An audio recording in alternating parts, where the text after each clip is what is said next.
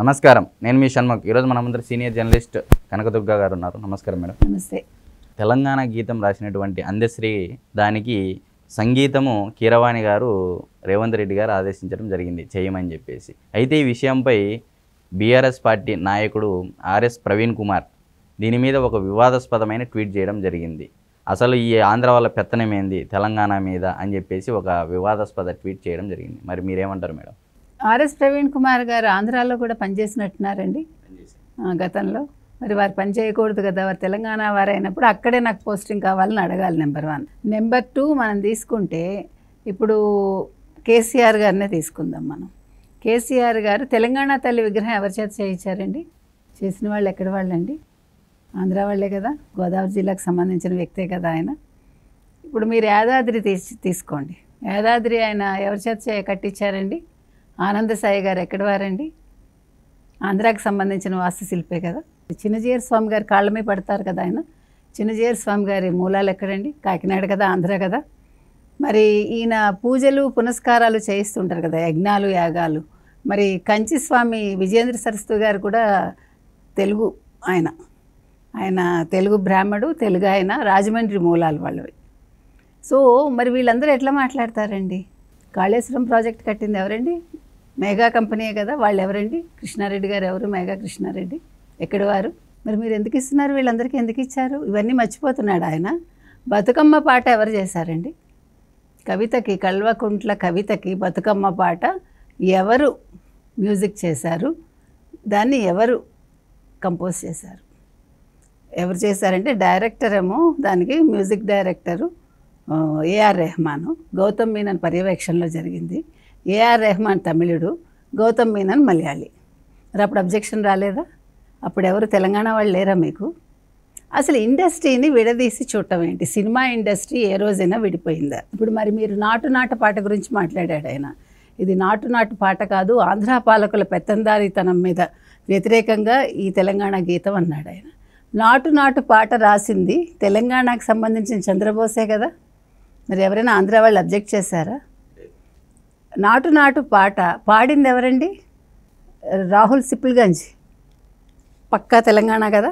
ఎవరైనా అబ్జెక్ట్ చేశారా? మరి ఆ రోజు పాడినప్పుడు మీరెందుకు అబ్జెక్ట్ చేయలేదు? ఆస్కార్ ఎందుకు, ఆంధ్ర వాళ్ళ సినిమాకి ఆస్కార్ ఎందుకు ఇచ్చారని ఆ రోజు ఎందుకు దెబ్బలాడలేదు మీరు? ఆంధ్ర వాళ్ళ దానికి మీరు పని చేయకండి అని మీ వాళ్ళకి ఎందుకు చెప్పాలి కదా. మనం వాదన మొదలు పెడితే అది కరెక్ట్గా ఉండాలండి. మన సరైన ఉదాహరణలతోటి చక్కగా మనం మన వాదనని వినిపించగలగాలి. ఏదో నోరుకు వచ్చింది మాట్లాడేసి మనం ఇప్పుడు ఏమైందంటే ఫోన్ ట్యాపింగ్ అనేది ఒకటి వచ్చింది కదండి.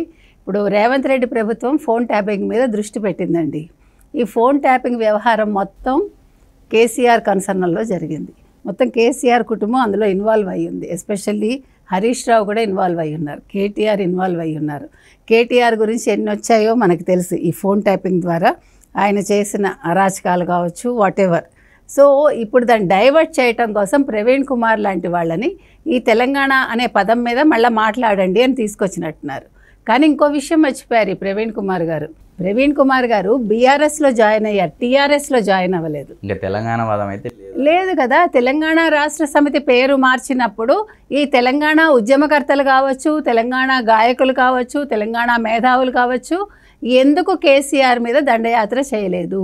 ఇప్పుడు 14 ఏళ్ళు ఉద్యమం చేశాను, ఉద్యమ నాయకుడిగా నేను మిగిలాను, తెలంగాణ ఉద్యమ నాయకుడిని అన్న పెద్ద మనిషి కల్వకుంట్ల చంద్రశేఖరరావు భారతీయ రాష్ట్ర సమితి అని ఎందుకు మార్చారండి? ఆయన తెలంగాణ రాష్ట్ర సమితిని, ఆయన ఏ రోజైతే తెలంగాణ రాష్ట్ర సమితిని మార్చారో ఆ రోజే ఆయన పతనం మొదలైంది.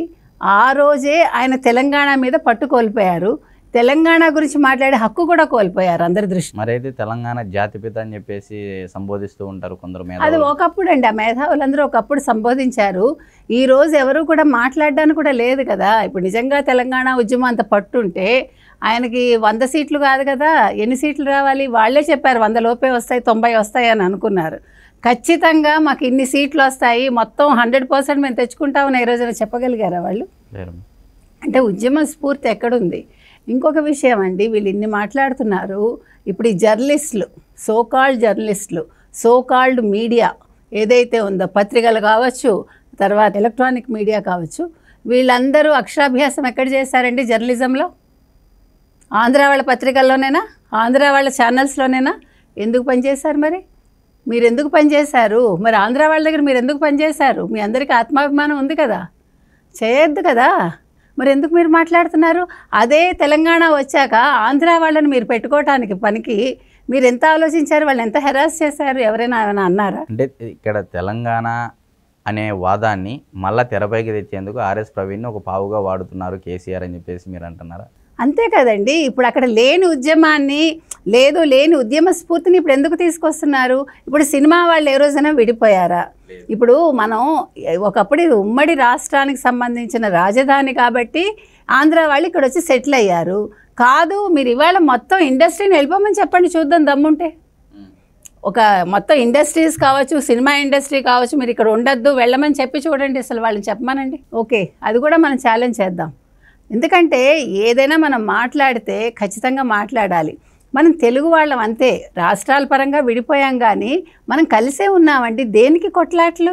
ఇప్పుడు నీ అవసరం కోసం నీ రాజకీయంగా నువ్వు మళ్ళా ఏదో కొంచెం కొన ఊపిరి తెచ్చుకుందాము, లేకపోతే మళ్ళీ రాజకీయ ప్రస్థానం మళ్ళీ మొదలు పెట్టాలని లేని తెలంగాణ వాదాన్ని ఎందుకు తీసుకొస్తున్నావు నువ్వు? ఇప్పుడు ఆర్ఎస్ ప్రవీణ్ కుమార్ గారు రాజకీయ నిరుద్యోగి అంటారా? ఉండొచ్చు, మనకు తెలీదు, మనం ఎవరిని కమెంట్ చేయట్లా.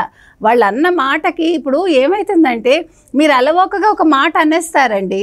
ఆ మాటతోటి ఎంతమంది ఇప్పుడు అనవసరంగా పనిపాటు మానుకుని ఈ ఉద్యమాలు అనుకుని వాళ్ళ జీవితాలు మళ్ళీ నాశనం చేసుకుంటారండి. ఉస్మానియా యూనివర్సిటీ విద్యార్థులు ఏమయ్యారండి పాపం? వాళ్ళని పట్టించుకున్నాడు ఆయన 10 ఏళ్లలో.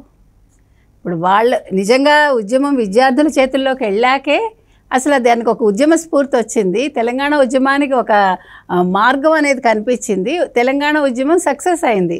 అంతవరకు సక్సెస్ అయిందా? అలాంటి తెలంగాణ విద్యార్థులు నేను పట్టించుకున్నాడా? అమరవీరులను పట్టించుకున్నాడా? ఈరోజు దేనికి తెలంగాణ గురించి మాట్లాడుతున్నాడు? వాళ్ళ కూతుర్ని బయటకు తెచ్చుకోవటం కోసమా? లేకపోతే తను చేసిన నేరాలన్నీ కప్పిపుచ్చుకోవటానిక? రేపొద్దున జైలుకి వెళ్తాను, జైలుకి వెళ్ళినప్పుడు ఇవన్నీ కూడా నాకు మళ్ళా నన్ను రక్షిస్తాయనుకుంటున్నాడు ఆయన. అంటే కొత్త బిచ్చగాడు పొద్దురుగుడు అన్నట్టు, పాడిందే పాట అన్నట్టు తెలంగాణ వాదాన్ని 10 ఏళ్లలో మాట్లాడాడు. ఇప్పుడు అధికారం కోల్పోయిన తర్వాత కూడా దాన్ని మళ్ళీ ఉపయోగించుకోవాలా వేరొక రూపంలో. కేసీఆర్ మాటగా ఇప్పుడు తెలంగాణ అంటే అది బీఆర్ఎస్గా మారింది కాబట్టి దానికి విలువ లేదు. ఇప్పుడు తెలంగాణ వాదాన్ని మళ్ళీ తెరపైకి లేపాలంటే ఒక పావు కావాలి కాబట్టి ఆర్ఎస్ ప్రవీణ్ని దించాడు అని చెప్పేసి ప్రజలు కూడా అర్థం చేసుకున్నారు. నేను అంటున్నది అదేనండి. పైగా ఇప్పుడు ఫోన్ ట్యాపింగ్కి ఇవాళ ఆర్ఎస్ ప్రవీణ్ కుమార్ గారు ఏమన్నారండి? ఎవరు తప్పు చేసినా కూడా జైలుకి వెళ్లాల్సిందే అన్నాడు ఆయన. అంతేగాని పేర్లు చెప్పలేకపోతున్నాడు. గట్టిగా మళ్ళీ దీన్ని పెద్ద ఇది చేయకండి అని మాట్లాడుతున్నాడు ఆయన. మరి తాను మొక్కే కదా, ఇప్పుడు ఆ గొంగట్లోనే ఉన్నాడు ఆయన కాబట్టి గట్టిగా మాట్లాడలేడు. కాబట్టి మనుషులు ఒక పదం వాడేటప్పుడు, ఒక మాట మాట్లాడేటప్పుడు మనం ఆచితూచి వ్యవహరించాలండి. అందులో వీళ్ళు రాజకీయ నాయకులు ఒక చిన్న నిప్పురవ్వ పత్తి గోడౌన్ మీద పడితే ఏమవుతుందండి? అంతే కదా. ఇప్పుడు విద్యార్థుల జీవితాలు మళ్ళీ నాశనం అయిపోతాయి. వాళ్ళు ఎటు కాకుండా వెళ్ళిపోతారు. ఇప్పుడు ఏదో ప్రశాంతంగా ఎవరికి వాళ్ళు బతుకుతున్నారు. అందరం కలిసిమెలిసి ఉందాం. ఇప్పుడు కేంద్రం ఎన్ఆర్సీ తీసుకొస్తే ఈయన వ్యతిరేకించాడు కదా ఎవరు? మన కేసీఆర్ గారు. మరి ఇప్పుడు టీఆర్సీ తీసుకొస్తాడు ఈయన, తెలంగాణ రిజిస్ట్రేషన్ సిటిజన్స్ ఇది తీసుకొస్తాడు యాక్ట్. నేను అనేది నువ్వు అక్కడ కాదంటున్నావు, ఇక్కడ అది కావాలా నీకు? ఇప్పుడు వీళ్ళెవరు రోహింగ్యాలు కాదు, లేకపోతే వీళ్ళు అనాథలు కాదు ఆంధ్ర వాళ్ళు, లేకపోతే వీళ్ళేమి షెల్టర్ కోసం ఇక్కడికి రాలేదు. ఇక్కడ తెలంగాణ గీతం రాసినటువంటి అందశ్రీ గారి ఆ గీతానికి కీరవాణి గారు సంగీతం అందిస్తున్నారు. ఒకవేళ ఇదంతా ప్రాసెస్ జరిగినా కూడా ట్యాక్స్ వెళ్ళేది తెలంగాణ గవర్నమెంట్కే కదా మేడం. ఇప్పుడు ఆంధ్ర వాళ్ళందరూ కడుతున్న తెలంగాణ గవర్నమెంట్గా ఆంధ్ర గవర్నమెంట్గా. ఈ రోజు మీకు ఇన్కంలో ఎవరిది ఎక్కువ ఉందో చూసుకోమనండి, అంతే కదా. ఇప్పుడు దాని గురించి ఎవడు వాదన తెలంగాణ అభివృద్ధికి ట్యాక్స్ కడతా ఉంటే ఈయన తెలంగాణ వాదాన్ని ఏదో తెచ్చి తెలంగాణ అభివృద్ధికి ఆ డబ్బు ఉపయోగిస్తారు కదా మేడం. ఇప్పుడు ఇంకొక విషయం అండి, పోనీ క్యాస్ట్ క్రీడు కూడా చూసుకుంటే రేవంత్ రెడ్డి గారు కానీ కీరవాణి గారు కానీ ఒక క్యాస్ట్ కాదు, వీళ్ళు అది కూడా తీసుకొస్తారు. మీకు అది కూడా చెప్తున్నా. కీరవాణిని ఎందుకు ఎంపిక చేసుకున్నారు? ఒక ఆస్కార్ అవార్డు వచ్చింది కాబట్టి ఆ పాటకి, నాటు పాటకి. సో మంచి ఉద్దేశంతో ఆయన తీసుకుని ఉండొచ్చు, అంతే తప్ప ఇక్కడ కులమతాలు ఉండవు, లేకపోతే ప్రాంతీయ భేదాలు ఉండవు. అసలు ప్రాంతీయ భేదాలు వద్దండి. 10 ఏళ్ళు అయిపోయింది, మీరు ముఖ్యమంత్రి అయిపోయారు, మీరు సంపాదించుకున్నారు, మీ కుటుంబం మొత్తం ఇప్పుడు ఏమనాలి స్కాముల్లో ఇరుక్కుంది. ఇంకా అది వాడకండి. తెలంగాణ ఉద్యమం మళ్ళా తీసుకొద్దామని అనుకోకండి. దానివల్ల మీకేమైనా ప్రయోజనం ఉందేమో కానీ ప్రజలకి లేదు. ప్రశాంతంగా బతుకుతున్నాం అందరం కలిసి. కాబట్టి ఆ పాట ఆయన చేయనివ్వండి. 11 చరణాలు ఉండే పాట అది, దాని ఇప్పుడు ఇంకో 2 చరణాలు కలిపి 13 చరణాలు చేశారు చక్కగా. ఆ పాట 2.5 నిమిషాలు నిడివిలో వస్తుంది.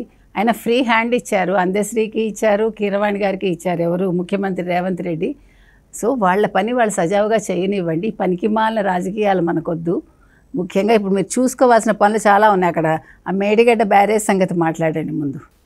ఓకే, మరైతే తెలంగాణ గీతం మీద ఆంధ్ర వాళ్ళ పెత్తనం ఏందిరా బై అనే అంశం మీద కనకదుర్గ గారు వాళ్ళ విశ్లేషణ తెలియజేశారు. మరొక అంశంతో మళ్ళీ కలుద్దాం. నమస్కారం.